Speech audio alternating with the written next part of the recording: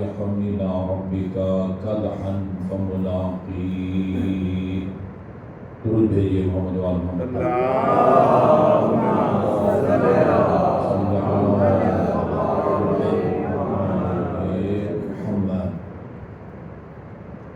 مومنین کرام،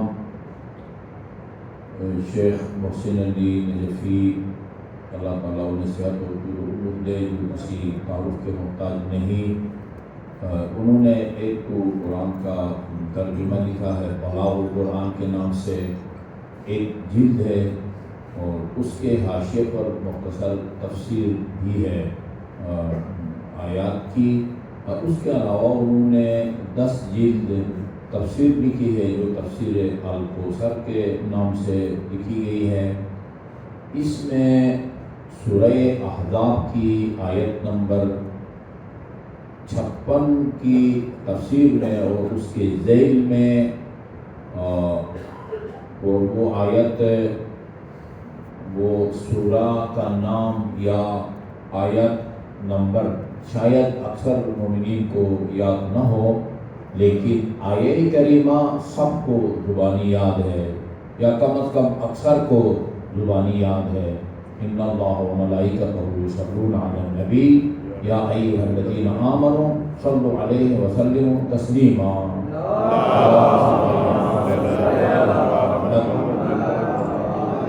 ہر نماز میں ہم سلام کے بعد اور 3 دفعہ اللہ اکبر کے بعد، جو کہ تعقیبات کا حصہ ہے، نماز کا حصہ نہیں، یہ تقریباً اکثر مساجد میں آیہ کریمہ پڑھی جاتی ہے، اور اس کے بعد محمد وآل محمد پر ہم صلوات بھیجتے ہیں. اس آیہ کریمہ کی ذیل میں اور محمد اور آل محمد پر صلوات کی فضیلت اور اس کے اجر ثواب کے معاملے میں 2 روایتیں نقل کی ہیں. ان میں سے ایک روایت میں آپ کی خدمت میں پیش کرتا ہوں، اس امید سے کہ آپ اس پر عمل کریں گے، اور جب آپ عمل کریں گے تو پھر اس کے نتیجے میں مجھے بھی ساتھ ساتھ اجر اور ثواب ملے گا. آپ نے فرمایا، امام جعفر صادق علیہ الصلوۃ والسلام فرماتے ہیں، رسول خدا نے فرمایا اکثر من الصلاۃ علی، مجھ پر کثرت سے صلوات بھیجا کرو.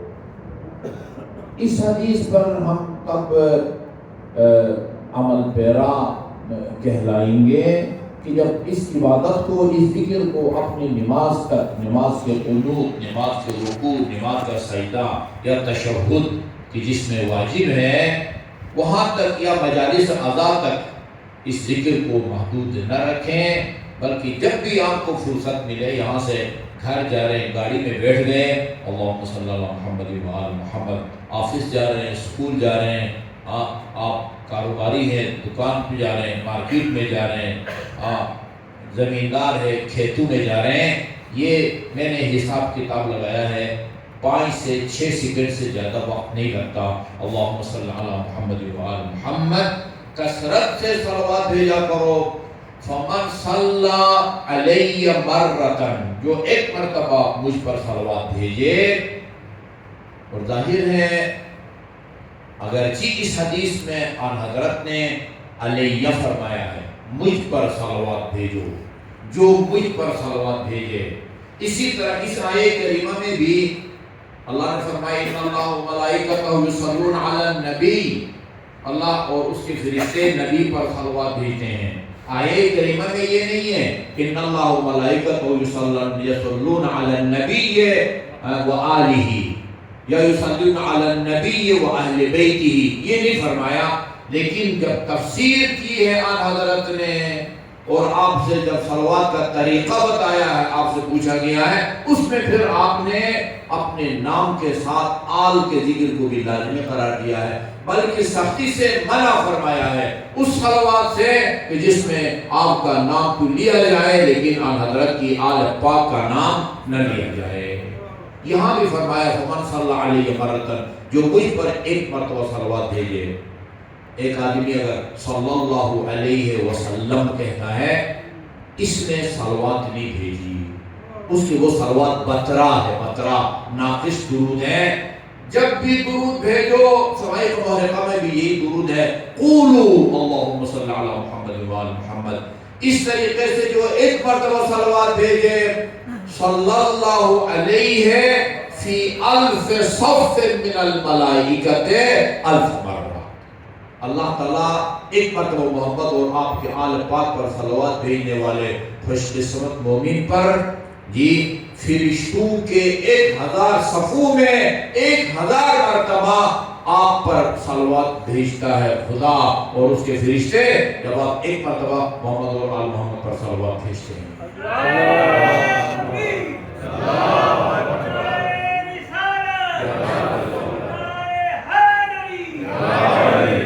اچھا آگے، وَمَا خَلَقَ اللَّهُ مِن شَيْءٍ، ہم نے جن مخلوقات کا نام سنا ہوا ہے وہ چھ قسم کی مخلوقات ہیں، جمادات ہیں، نباتات ہیں، حیوانات ہیں، انسان، جنات اور فرشتے۔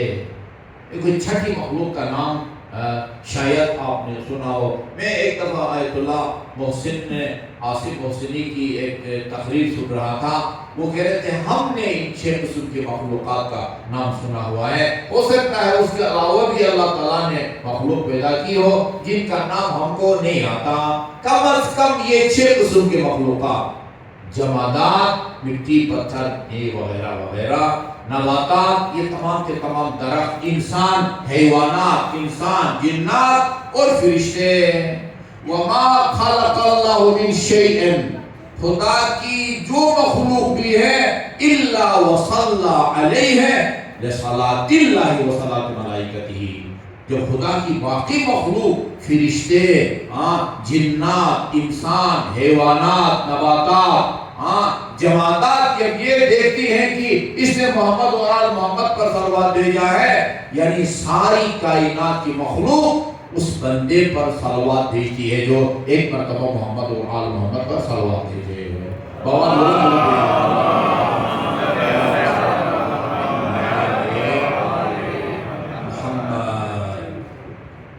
جیسے آپ نے بھی اعلان میں سنا، آج یہ مجلس عزا مرحوم شبیر احمد بھٹی بہت قریب سے میں ان سے متعارف ہوں، حج بھی ظاہراً انہوں نے ہمارے ساتھ کیا تھا۔ اللہ تعالیٰ ان کے گناہان صغیرہ و کبیرہ کی مغفرت فرمائے، ان کے جملہ لغزشوں سے درگزر فرمائے، انہیں محمد و آل محمد کی شفاعت اور ان کے جوار میں مقام عطا فرمائے۔ اس مناسبت سے میں نے ایک آیت کریمہ کی تلاوت کی ہے، اور ایک روایت یا امام زین العابدین علیہ السلام کا ایک خطبہ میں لے کے آیا ہوں، وہ میں آپ کی خدمت میں پیش کرنا چاہوں گا۔ اور اس کو پیش کرنے سے پہلے یہ عرض کروں کہ میں نے 3 زبانوں میں شاعری کو دیکھا ہے، 3 زبانوں میں، بہت زیادہ اشعار یاد نہیں ہے لیکن 3 زبانوں کے اشعار سنے ہیں، اردو اشعار، فارسی کے اشعار اور عربی، اور زبانوں میں بھی شاید یہ قسمیں پائی جاتی ہوں جن کی طرف ابھی میں اشارہ کروں گا، لیکن یہ 3 زبانوں میں ہم نے شاعری کو دیکھا ہے۔ شاعری 2 قسم کی ہوتی ہے، ایک شاعری وہ ہوتی ہے جس میں شاعر ایک مستند واقعے کو شعر کی صورت میں پیش کرتا ہے۔ یہ اسماعیل حمیری بڑا امیر المومنین کا مداح تھا، اور چنتا تھا، تلاش کرتا تھا امیر المومنین کے فضائل کو۔ ایک دفعہ اعلان کیا کہ جو میں نے امیر المومنین کے بارے میں فضیلت سنی ہے، معجزہ یا کرامت، اس کو میں نے شعر کی صورت میں اپنے دیوان کا حصہ بنایا ہوا، دیوان تیار کر رہا تھا۔ کہا کہ اگر کسی کے پاس امیر المومنین کا کوئی ایسا معجزہ کرامت موجود ہو جو میرے دیوان میں شامل نہیں ہے، وہ مجھے دے دے، میں اس کو انعام کے طور پر اپنی اعلیٰ نسب کی سواری یا گھوڑا، آج کل کے زمانے میں 0 میٹر گاڑی، انعام کے طور پر اس کو دے دے۔ سبحان اللہ۔ اعلان کیا، ایک بندے نے آ کے وہ سوال کیا، ایک بندے نے آ کے سنایا، بہرحال ایک حدیث سنائی کہ وہ امیر المومنین ایک جگہ وضو فرما رہے تھے اور آپ نے نہر کے کنارے پر دریا کے کنارے پر جرابیں اتار کے تھوڑے سے فاصلے پر آپ نے رکھ دی تھی. وضو سے فارغ ہو کے جب جرابوں کو اٹھانے لگے تو وہ ایک کوا آیا اور اس نے ایک جراب کو اٹھایا اور پرواز کر دیا اور کافی بلندی سے وہ جراب کے اندر سے ایک چھوٹا سا زہریلا سانپ گرا اور پھر وہ جراب اسی جگہ کی گری جہاں امیر المومنین علیہ السلام نے وہ رکھی تھی. اچھا وہ اس کو پھر شعر میں وہ پیش کرتا ہے اللہ یا قوم للعجب العجابی لخف ابی الحسین والغلوب ابی الحسین والغرابی. وہ کافی طولانی جو ہے نا وہ اس کا قصیدہ ہے. یعنی اسماعیل ہمیری کے تمام جو اشعار ہیں وہ تخیل نہیں ہے، ان میں جو مستند واقعات کرامات امیر المومنین کے اس نے سنے ہوئے تھے ان کو شعر کی صورت میں پیش کیا ہے. اردو میں بھی اس طرح کی، فارسی میں بھی اس طرح کی شاعری موجود ہے. یہ حدیثی قصہ ایک واقعہ ہے، مستند واقعہ ہے. اردو میں آپ کو پتہ ہے، عربی میں بھی وہ موجود ہے یہ شعر کی صورت میں، اور اردو میں بھی آپ کی نظر سے گزرا ہے یقیناً، یعنی نظم کی صورت میں حدیث قصہ موجود ہے. ایک شاعری یہ ہے. دوسری شاعری یہ ہے کہ جس میں شاعر اپنے تخیل کو پیش کرتا ہے. تخیل کا حقیقت سے کوئی تعلق نہیں ہوتا. ہر زبان میں تخیل موجود ہے، ہر زبان میں تخیل موجود ہے. میرے پاس ایک عربی مجالس کی کتاب ہے، 2 جلدوں میں ہے.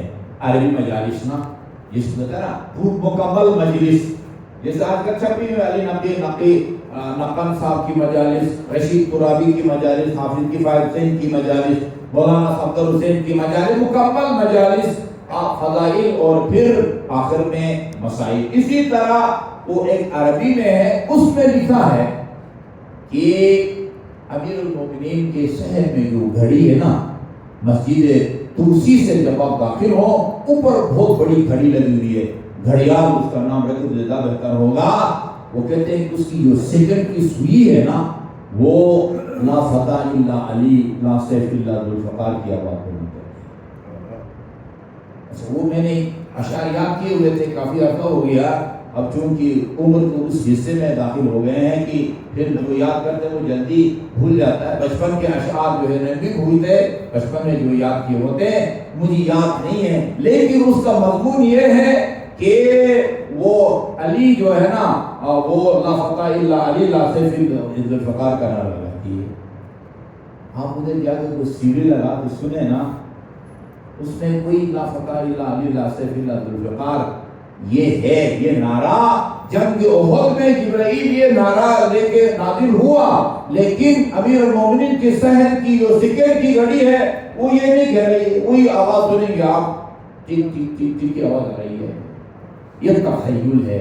اچھا تخیل ہے، داد بھی ملتی ہے اس کی وجہ سے نا. ایک فارسی تخیل ہے، فارسی تخیل میں کئی مجالس میں سنا چکا ہوں. ایک فارسی شاعر کہتا ہے کہ مسیح بر فلک و مرتضی علی زمین. حضرت عیسیٰ آسمانوں میں اور امیر المومنین نجف کی سرزمین میں. ایسا ہے نا، کوفہ میں شہید ہوئے اور نجف میں لا کر آپ کو دفن کیا گیا. حضرت موسیٰ وہ آسمانوں میں ہے، مسیح بر فلک و مرتضی علی زمین. دلم سے بس کی عظیم ماجرا کی بوت کباب. جب بھی سوچتا تھا میرا دل کباب ہو جاتا تھا، میرا مولا زمین سرزمین نجف میں اور عیسیٰ ابن مریم وہ آسمانوں میں. سوال کردم عظیم ماجرا ز پیر خیرت. میں ایک کوہنمش بوڑھے سے جا کے یہ سوال کیا کہ بھئی میرا یہ معمہ حل کر دو. علی زمین میں اور عیسیٰ آسمانوں میں. چون ونچا لب تبسم کشود و داد جواب. وہ کلی کی طرف مسکرائے اور جواب میں عرض کیا چو وزن ہر دو بے میزان عقل سنجیدن. گویا علی کے فضائل کو اور عیسیٰ ابن مریم کے فضائل کو عقل کے ترازو اور اس کے دونوں پہلو میں رکھا گیا، اور جب رکھا گیا نشست پلے میزان مرتضی علی زمین. ہاں وہ پتہ نہیں حضرت موسیٰ کا اور عیسیٰ کا جو وہ تھا پلڑا، وہ برف وہ اڑا اور چوتھے آسمان تک پہنچ گیا. اچھا جی، بات تو مجھے تخیل کا، لیکن کیا اس کا حقیقت سے بھی کوئی تعلق ہے؟ اس کائنات میں یعنی حضرت عیسیٰ سے کم فضائل کا کوئی بندہ نہیں ہے، وہ تو اس کو چوتھے آسمان پر جانے چاہیے.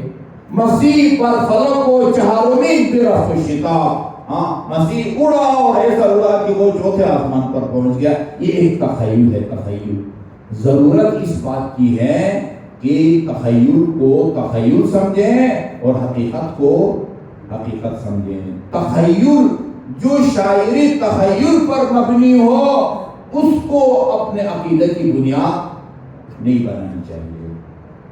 یہ سب بہترین تخیل تھا. یہ علی سے ملاقات کا ایک بہانہ ہے، ورنہ علی کے ماننے والوں کو موت نہیں آتی. تو کل نفس ذائقۃ الموت کے خلاف ہے. انک میت وانہم لا میتون. ایک حقیقت ہے. اور شاعری میں اتنا زیادہ خطرہ نہیں ہوتا جہاں تخیل پیش کرتا ہے. زیادہ خطرہ وہاں ہے جہاں واقعات گڑے جاتے ہیں اور پھر گڑنے کے بعد اس کو شعر کی صورت میں، قصیدہ کی صورت میں پیش کیا جاتا ہے. واقعہ پہلے گڑا جاتا ہے. یہ چکوال کے آگے ایک گاؤں ہے شہیداں والا، وہاں میں مجلس پڑھنے گیا. مجھ سے پہلے وہ ایک صاحب پڑھ رہے تھے، ایک ذاکر، کہا کہ میں نے تازہ قصیدہ لکھا ہے، اس کی فرمائش کی گئی ہے، وہ میں آپ کو سنانا چاہتا ہوں. وہ پہلے اس قصیدے کا جو شان نزول ہے نا وہ بیان کیا. جب جناب سلمان فارسی اس دنیا سے رخصت ہوئے اور ان کو سپرد خاک کیا گیا تو نکیر المنکر آئے اور انہوں نے وہ سوالات شروع کیے. اچھا میں سمجھتا تھا کہ اس طرح کی باتیں بے بنیاد صرف ہمارے ہاں ہیں.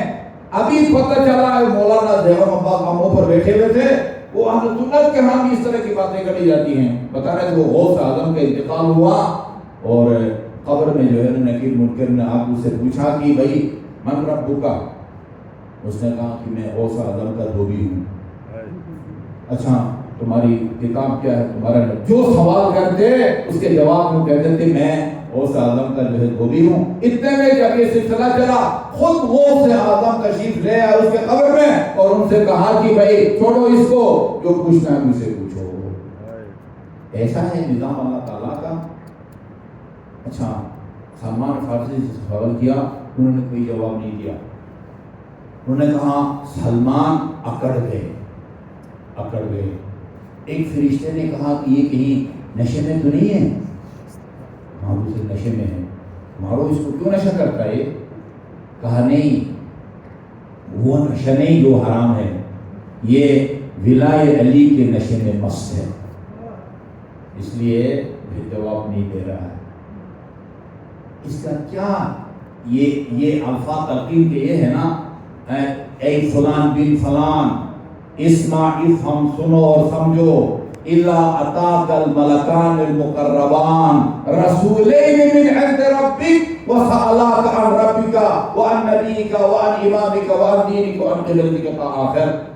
جی خدا کے نمائندے آ کے سوال کرتے ہیں اور وہ آگے سے ڈٹ جاتے ہیں، ان کے سوالات کا جواب نہیں دیتا. وہ سلمان جو خدا اور رسول کی اطاعت کے نتیجے میں اہل بیت میں شامل کیا جاتا ہے، وہ الہی نمائندوں کے سامنے ڈٹ جاتا ہے، ان کو جواب نہیں دیتا. جواب نہیں آتے تھے سلمان کو، کیا حرج تھا اگر ان کے جواب دیتا؟ پھر سلمان اگر فرشتوں کے سامنے اس طرح اکڑ سکتا تو موت سے پہلے اسرائیل کے سامنے اکڑ جاتا. بھائی ابھی میں نے جانے کا پروگرام نہیں ہے، کچھ عرصے کے بعد آ جاؤ، اب ان کو واپس کر دیتا. ایسا نہیں ہے، ایسا نہیں ہے. یہ سوال جواب یہ ایک حقیقت ہے، کوئی اس سے مستثنا نہیں ہے، کوئی اس سے مستثنا. روایات میں ہے امیر المومنین کی والدہ گرامی جب اس دنیا سے وہ رحلت فرماتی ہیں، ابھی وہ مٹی ڈال کے ابھی منتشر نہیں ہوئے تھے، ان حضرت قبر پر موجود تھے اور نکیر منکر نے آپ کے سوالات کیے. رسول خدا نے ان کو بتایا کہ جب تم سے پوچھیں کہ تیرا امام کون ہے، پھر آپ کو جھجکنے کی ضرورت نہیں ہے، کہو میرا اپنا بیٹا علی میرا امام. کوئی مستثنا نہیں ہے اس سے. میں اس تمہید کے بعد یہ روایت آپ کی خدمت میں عرض کرنا چاہتا ہوں.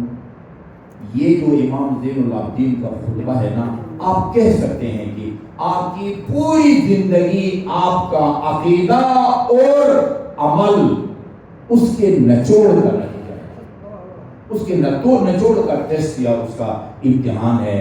اچھا جی، ہم یہ سمجھتے ہیں کہ جس نے اس دنیا میں رٹا ہو، اللہ میرا رب ہے، نبی میرا امام ہے، اسلام میرا دین ہے، قرآن میری کتاب ہے، کعبہ میرا قبلہ ہے، حضرت محمد مصطفیٰ صلی اللہ علیہ وآلہ وسلم میرا آخری نبی ہے، اور امیر المومنین علیہ السلام سے لے کر امام زمان اجل اللہ تعالی فرجہ شریف تک یہ میرے امام ہے. جس نے ان کو رٹا ہو دنیا میں وہ جواب دے پائے گا، جس نے نہیں رٹا وہ جواب نہیں دے پائے گا. امام کی اس خطبے کے روشنی میں ایسا نہیں ہے. وہاں حافظہ کا ٹیسٹ نہیں ہے. بہت سارے بوڑھے ہوتے ہیں، وقت آ کر سب کچھ بیچارے بھول چکے ہوتے، نام تک ان کو یاد نہیں ہوتا. وہ قبر میں جائیں گے تو کیا ان سوالات کا جواب نہیں دے سکیں گے؟ جس کا حافظہ تیز ہوگا دنیا میں، جس نے دو کے پہاڑے کی طرح رٹا ہوگا وہ جواب دے گا، اور جس نے نہیں رٹا ہوگا وہ جواب نہیں دے سکے گا. ایسا نہیں ہے. رسول خدا صلی اللہ علیہ وسلم کے ایک ہمسایہ وہ مرض الموت میں مبتلا ہوتا ہے. لوگوں نے بلایا کہ آپ کا فلاں ہمسایہ مرض الموت میں مبتلا ہے، جان جانی کا مرحلہ ہے، آپ تشریف لائیں، آپ کی آمد کی برکت سے ایک کٹھن مرحلہ اس کے لیے آسان ہو جائے گا. یہ بہار الانوار کی جلد نمبر 5 میں ہے. آپ تشریف لے گئے اور اس سے کہا کہ ابھی مرا نہیں ہے، ابھی اس کی روح ابھی قفص الانثوی میں ہے. آپ نے اسے کہا قل لا الہ الا اللہ، کلمہ پڑھو. نہیں پڑھ سکا، بھول گیا. یہ زندگی میں کبھی لا الہ الا اللہ نہیں پڑھا اس نے. وہ نماز میں ہمیشہ کہتے ہیں اشہد ان لا الہ الا اللہ، اشہد ان لا الہ الا اللہ. زندگی میں ہزاروں دفعہ یا اس سے بھی زیادہ اس نے کلمہ پڑھا ہوگا، لیکن رسول خدا کے کہنے پر وہ کلمہ توحید زبان پر جاری نہیں ہوتی. لوگ سمجھے کہ اب اس میں بولنے کی طاقت ختم ہو گئی ہے، جس کی وجہ سے یہ کلمہ نہیں پڑھ سکتا رسول خدا کے حکم کے مطابق. لیکن رسول خدا سمجھتے تھے کہ نہیں، اس میں بولنے کی طاقت ہے. اگر طاقت نہ ہوتی تو رسول اس کو حکم نہ دیتے. لا یکلف اللہ نفسا الا وسعها. آپ سمجھ گئے کہ اصل وجہ کیا ہے نا، اصل کیوں یہ لا الہ الا اللہ نہیں پڑھ سکتا. فرمایا اس بندے خدا کی ماں زندہ ہے یا فوت ہو گئی ہے، جو خاتون سرانے پر تھی. کہا یا رسول اللہ میں اس کی ماں ہوں، یہ میرا بیٹا اور لخت جگر ہے. فرمایا اس سے کہیں ناراض تو نہیں ہو؟ کہا یا رسول اللہ میں 6 سال سے اپنے اس بیٹے سے باتیں نہیں کرتی. متوجہ ہے نا؟ زندگی کے اندر پتہ چل جاتا ہے کہ بھئی یہ کلمہ کون پڑھ سکتا ہے رسول کے کہنے پر اور کون نہیں پڑھ سکتا. کلمہ توحید اپنی زبان پر جاری کرنے کی توفیق سب ہو جاتی ہے. اس کے نتیجے میں ماں کی ناراضگی کی وجہ سے فرمایا میں شفاعت کرتا ہوں کہ اپنے بیٹے کو معاف کر. فرمایا رضیت برضاک یا رسول اللہ، یا رضیت برضا رسول اللہ. آپ اگر راضی ہیں میں بھی راضی ہوں، میں نے اپنے بیٹے کو معاف کر دیا. ماں کو راضی کرنے کے بعد پھر کہا قل لا الہ الا اللہ. یہی بندے خدا جس کی زبان ابھی 1 منٹ پہلے کام نہیں کر رہی تھی، ماں کو راضی کرنے کے بعد فصیح عربی زبان میں اس نے کلمہ توحید اپنی زبان پر جاری. جی ابھی یہ روایت آپ کی خدمت میں عرض کرتا ہوں، اب اس کا سمجھنا آسان ہو جائے گا. آواز بلند درود بھیجیے محمد.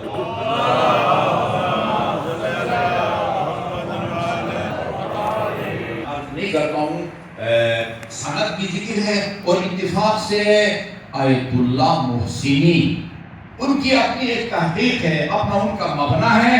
انہوں نے اس روایت کے جتنے بھی راوی ہیں یعنی جتنے راویوں کے واسطے سے یہ روایت امام زین العابدین علیہ السلام سے نقل کی ہے، پہنچی ہے، اور ان سب کو انہوں نے مستند قرار دیا ہے، ثقہ قرار دیا ہے، اور اس پر جیسے ان کا ایک طریقہ کار تھا، بہار الانوار کی جلدیں لے جاتے تھے 4-5 اور شیخ صاحب سے کہتے تھے میں تحقیق کروں گا، جو روایت میری نظر میں صحیح ہوگی اس کے شروع میں کچی پنسل سے سواد لکھوں گا، اس کے اوپر کچی پنسل سے سواد بھی لکھا ہوا ہے، یعنی ان کی تحقیق کے مطابق واقعاً یہ امام زین العابدین کا کلام ہے۔ اگر رمضان المبارک میں روزے کی حالت میں آپ کہیں نا امام زین العابدین نے فرمایا اور یہ عبارت اپنے سامعین کو سنائے تو آپ کا روزہ باطل نہیں ہوگا انشاءاللہ۔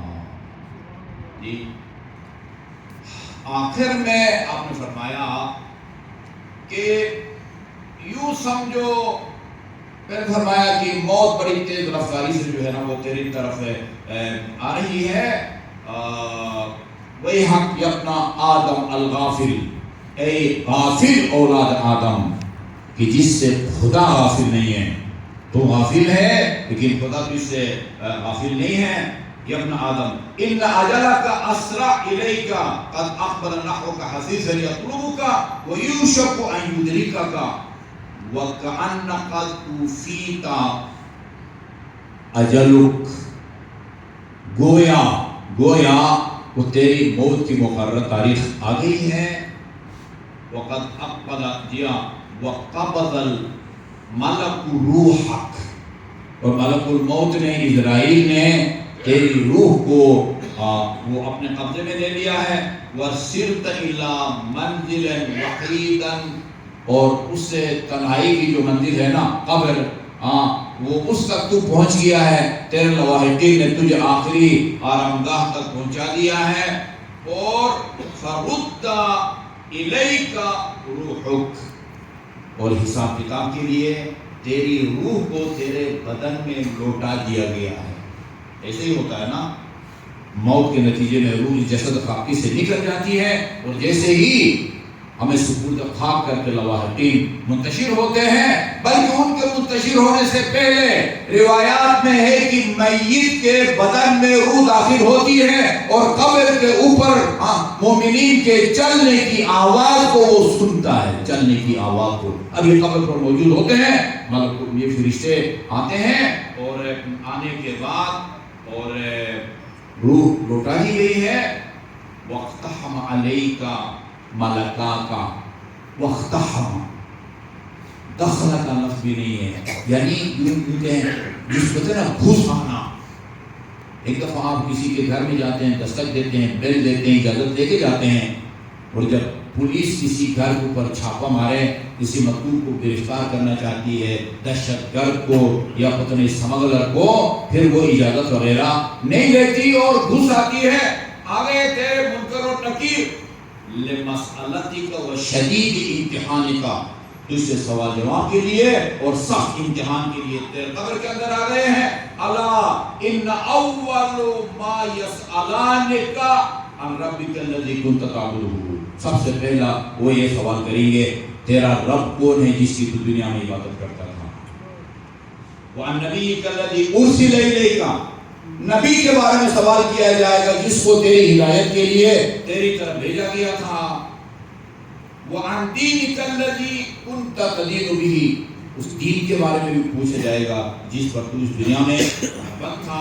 وَعَنْ كِتَابِكَ الَّذِي كُنْتَ تَتْلُوهُ، اس کتاب کے بارے میں پوچھا جائے گا جس کی تو دنیا میں تلاوت کرتا تھا۔ وَعَنْ إِمَامِكَ الَّذِي كُنْتَ تَتَوَلَّاهُ، اس امام کے بارے میں بھی پوچھا جائے گا جسے تو محبت کرتا تھا یا جس کی تو ولایت کا قائل تھا۔ اچھا، تلقین میں یہ جملہ نہیں ہے جو ابھی آپ کی خدمت میں عرض کرنے لگا ہوں، تلقین میں یہ نہیں ہے۔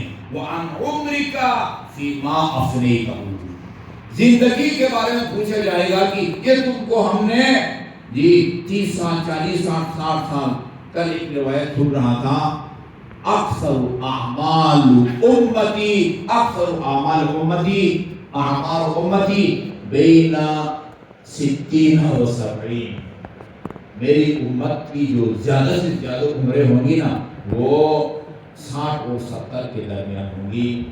پاکستانی کی اوسط عمر بھی یہی بتائی جاتی ہے۔ عمر کے بارے میں پوچھا جائے گا کہ یہ زندگی تم نے کہاں گزاری، اس کو کہاں تم نے فنا کیا یا برباد کیا. وَعَنْ مَالِكَ مِنْ أَيْنَ اكْتَسَبْتَهُ فِيمَا أَنْفَقْتَهُ. یہ دو تین چیزیں ترقی میں نہیں ہیں. مال کے بارے میں پوچھا جائے گا کہاں سے کمایا تھا، آمدنی کے ذریعے کیا تھا، اور کمانے کے بعد اس کو پھر خرچ کہاں کیا، یہ سوال کیا جائے گا. اچھا اس کے بعد فرماتے ہیں کہ تمہیں محتاط رہنا چاہیے. وَأَعْدِدْ لِلْجَوَابِ قَبْلَ الْإِمْتِحَانِ. اس امتحان یا ٹیسٹ کی تاریخ آنے سے پہلے اس کی تیاری کر لے. فَإِن یہ اب بتا رہے ہیں کہ ان سوالات کا جواب کون دے گا. ہاں کہتے ہیں اب جگر تھام کے بیٹھ کہ میری باری ہے. فَإِن كُنْتَ بہت وہ ہے. فَإِن كُنْتَ میں نے کہا 5 صفتیں اگر اس مرنے والے میں موجود ہوں تو ان کا جواب دے پائے گا، ورنہ اس امام کے خطبے کی روشنی میں نہیں جا پائے گا. فَإِن كُنْتَ مُؤْمِنًا. تو اگر مومن ہے، تو اگر مومن ہے. ایمان کی تعریف میں عمل صالح ہے یا نہیں ہے اس میں اختلاف ہے، لیکن عقیدے کا درست ہونا ایمان کا حصہ ہے، اس میں کسی کو کوئی اختلاف نہیں ہے. ٹھیک ہے نا جی. اچھا فَإِن كُنْتَ مُؤْمِنًا. تو اگر مومن ہے تقیّا. اس کا مطلب یہ نہیں کہ تمہارا نام محمد تقی ہے، نہیں، متقی ہے، مومن بھی ہے اور متقی بھی ہے. اگلا عارفاً بدینک. ہاں تم نے اپنے دین کو بھی سمجھا ہوا ہے. دین کو، دین کیا چیز ہے؟ 2 چیزوں کا نام ہے نا، اصول دین اور فروع دین. معاشرے کے اندر جب ہم سنتے ہیں لوگوں کے سوال جواب تو انتہائی دکھ ہوتا ہے کہ یار میری اکثر پڑھے لکھے ڈاکٹر جج ان کے پاس پرائمری لیول کے دینی معلومات نہیں ہوتے، پرائمری لیول کے دینی معلومات نہیں ہوتے. بہرحال یہ ایک درد ہے، وہ ایک الگ وقت میں بیان کیا جائے گا. فرماتے ہیں کہ تو اگر مومن ہے اور متقی ہے عارفاً بدینک، تو اپنی دین کی بھی معرفت رہے، دین کو تم نے سمجھا ہوا ہے. اور متبعا للصادقین، یہ جو قرآن کی آیت ہے کونوا مع الصادقین، یہ وہاں ہمارے علماء فرماتے ہیں کہ صادقین سے مراد عام سچ بولنے والے نہیں ہیں، صادقین سے مراد ائمہ معصومین علیہ السلام ہے. متبعا للصادقین، تو صادقین کا پیروکار رہا ہو، مومن ہو، متقی ہو، دین کو تو نے سمجھا ہوا ہو، اور متبعا للصادقین، صادقین کا تو پیروکار ہو. موالیاً لاولیاء اللہ، اللہ کے جو ولی ہیں ان سے تو دوستی رکھتا ہو. اور لقاک اللہ حجتک، پھر اللہ تعالیٰ یہ آپ کا سابقہ حافظہ کام نہیں دے گا. لقاک اللہ حجتک، یہ فرشتوں کے سامنے دلائل کے ساتھ اپنا ان سوالات کا جواب اللہ تعالیٰ تلقین فرمائے گا، تیری زبان پر حق جاری ہوگا اس وقت. اور فرشتے تیری استقبال کے لیے آئیں گے، اور اگر ان کا جواب نہ دے سکا دوسرے فرشتے آئیں گے اور تیرا انجام یہ ہوگا.